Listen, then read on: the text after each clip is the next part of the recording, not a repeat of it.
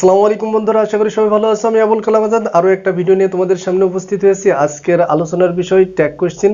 শুধুমাত্র ক্লাস 9-10 এ এই tag question grammatical আইটেমটা এসে থাকে। তোমাদের যাদের ট্যাগ কোশ্চেনের সমস্যা আছে অবশ্যই ভিডিওটি শেষ পর্যন্ত দেখো। আজকের ভিডিওর শেষে আমি তোমাদের যে বিষয়গুলো নিয়ে সমস্যা হয় সেই বিষয়গুলো সম্পর্কে আলোচনা করব, সে কারণে অবশ্যই শেষ পর্যন্ত ভিডিওটি দেখবা। আর আশা করি এই ভিডিওটি দেখার পরে ট্যাগ কোশ্চেন নিয়ে অন্তত তোমাদের আর কোনো সমস্যা থাকবে না।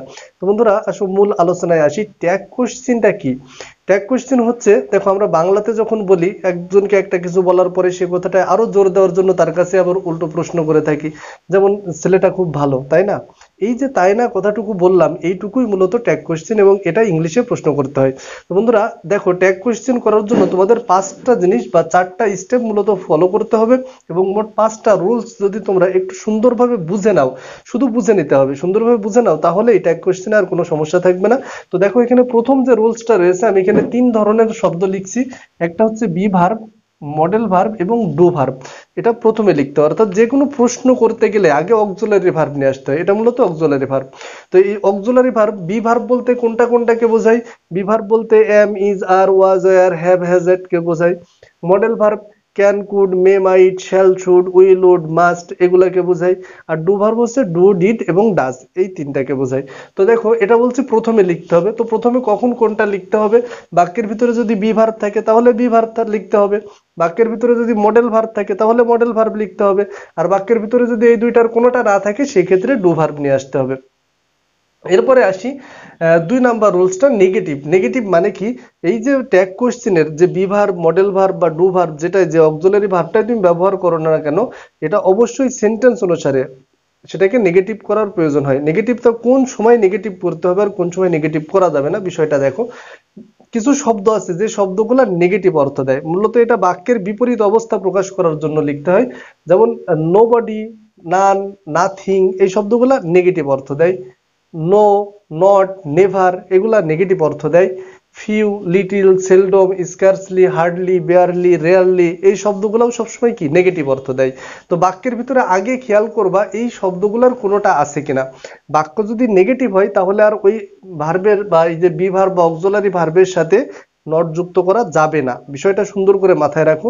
সেন্টেন্স নেগেটিভ হলে প্রশ্নটা হবে অ্যাফার্মেটিভ, অর্থাৎ নট যুক্ত করা যাবে না, আর এগুলা থাকলে নেগেটিভ।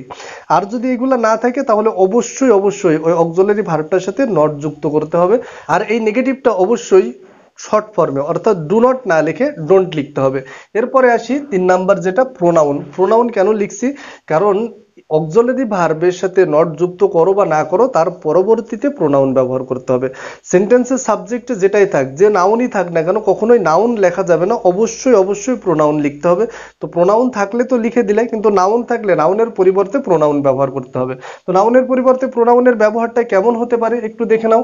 যদি নাউনটা প্লুরাল থাকে, আমরা জানি সেন্টেন্সের সাবজেক্ট 2 ধরনের হবে, হয় সেটা সিঙ্গুলার হবে অথবা প্লুরাল হবে।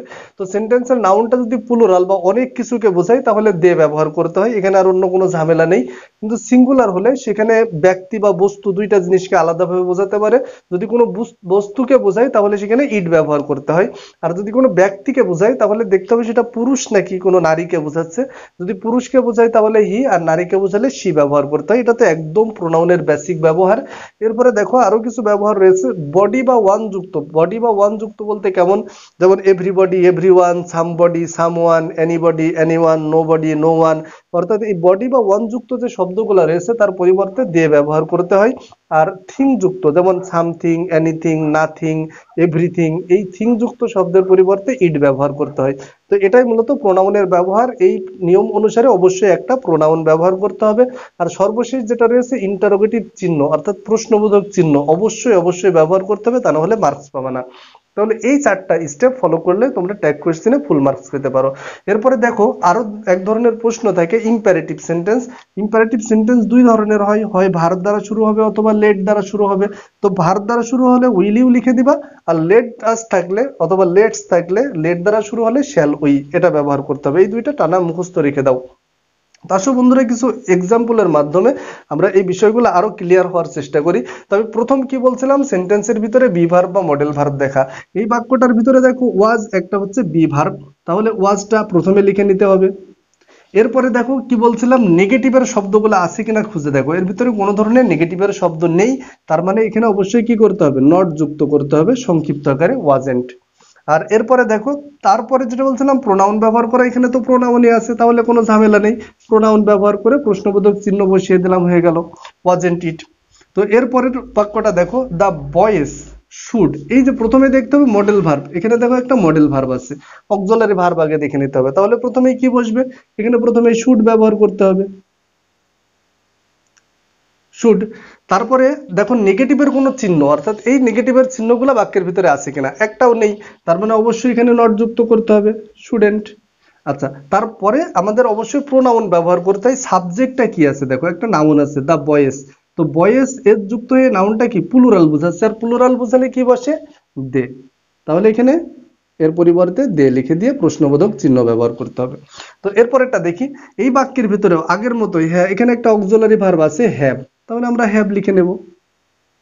তবে আরেকটা বিষয় বলে রাখি, হ্যাভ এমন একটা ভার্ব যেখানে হ্যাভও লেখা যায় আবার ডু ভার্বও নিয়ে আসা যায়, দুইটাই সঠিক, এখানে তোমরা যে কোনোটা লিখতে পারো। তাহলে আমি প্রথমে হ্যাভ লিখে নিলাম। এরপরে দেখো নেগেটিভের কোনো চিহ্ন আছে কিনা, হ্যাঁ এই যে ফিউ আছে, এখানে বলছিলাম যে নেগেটিভের ভিতরে এই ফিউ থাকলে এটা নেগেটিভ অর্থ দেয়, তার মানে তখন আর নট যুক্ত করা যাবে না। এরপরে সাবজেক্টে দেখো, সাবজেক্টে হ্যাঁ এখানে একটা প্রোনাউন আছে, এটাকে বসিয়ে দিলাম হ্যাঁ ভাই, হয়ে গেল। তো বন্ধুরা দেখো এই জায়গাটা অনেক খেয়াল করো, এটা অনেক কনফিউজিং একটা শব্দ।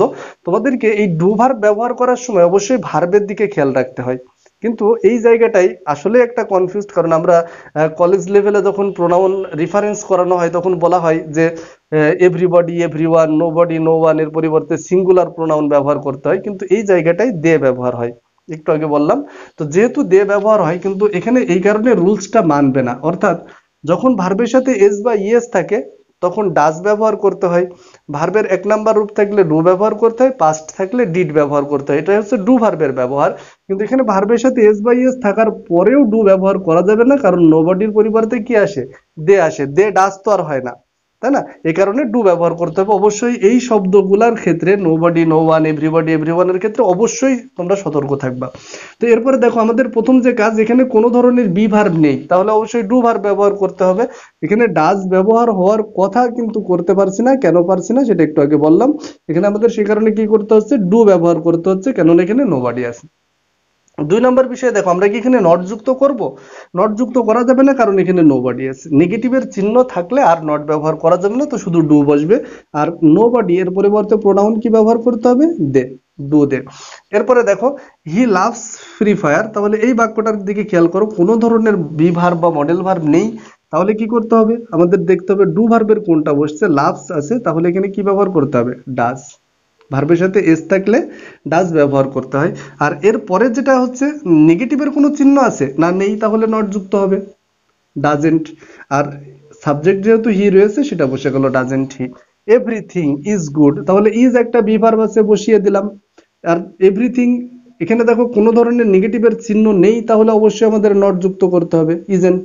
আর এভরিথিং, থিং যুক্ত শব্দের পরিবর্তে কি বসে, ইট বসে, তাহলে এখানে ইট বসিয়ে দিলাম, ইজেন্ট ইট। পরে আসি মোস্ট ইম্পর্টেন্ট যে বিষয়, যে জায়গায় তোমরা অনেক সময় কনফিউজ থাকো, বেশিরভাগ স্টুডেন্ট কনফিউজ থাকো এই ধরনের বাক্য। দেখো তোমাদের অনেক সময় ডবল বাক্য থাকে, ডবল বাক্য মানে কি, একটা কমপ্লেক্স বা কম্পাউন্ড যেখানে দুইটা সাবজেক্ট দুইটা ভার্ব থাকে, সেখানে কোনটা করবা তোমরা এটা কনফিউজড হয়ে যাও। তো এই ক্ষেত্রে মাথায় রাখবা, কমপ্লেক্স সেন্টেন্স যদি থাকে, অর্থাৎ যে রিলেটিভ প্রোনাউন অথবা কনজাংশন দ্বারা কমপ্লেক্স সেন্টেন্স যুক্ত হয়, যেমন ইফ, দো, although, in spite of, when, since, as, etc, তো যেটাই হোক না কেন, এটা যদি বাক্যের প্রথমে থাকে তাহলে শেষের বাক্যটা নিয়ে ট্যাগ করবা, আর যদি বাক্যের মাঝে থাকে তাহলে প্রথম বাক্যটা নিয়ে ট্যাগ করবা। এই বিষয়টা অত্যন্ত গুরুত্বপূর্ণ। তাহলে আমাদের যেহেতু এটা মাঝে আছে, আমরা এই অংশটা নিয়ে ট্যাগ করব না, এইটা নিয়ে করব। তাহলে আই বিলিভ এর ট্যাগ কি হয় দেখো, এখানে যেহেতু কোনো বি ভার্ব নেই তাহলে ডু ভার্ব বসবে, ডু। আর এখানে নটের কোনো চিহ্ন নেই, নট। আর আই যেহেতু প্রোনাউন রয়েছে কি বসে যাচ্ছে, আই, ডোন্ট আই, পরের অংশ দেখা যাবে না। আর এরপরে দেখো যেটা বলছিলাম ইম্পারেটিভ সেন্টেন্সের ক্ষেত্রে, যেমন এখানে লেট আস আছে, আর কিছুই দেখার দরকার নেই, শ্যাল উই। এখানে কাম হিয়ার ভার্ব দ্বারা শুরু হয়েছে, আর কিছু দেখার দরকার নেই, উইল ইউ। এটাও অনেক অনেক সহজ। তো বন্ধুরা আশা করি তোমরা ট্যাগ বুঝতে পারছো, আর যারা বুঝতে পারো না তারা অবশ্যই কমেন্টের মাধ্যমে জানাবা, তোমাদের যদি ভালো লেগে থাকে তাহলে সেটাও কমেন্টের মাধ্যমে জানাবা। যারা চ্যানেলটি নতুন আসছো অবশ্যই সাবস্ক্রাইব করে দেবা। দেখা হবে পরবর্তী কোনো ভিডিওতে। সে পর্যন্ত আসসালামু আলাইকুম।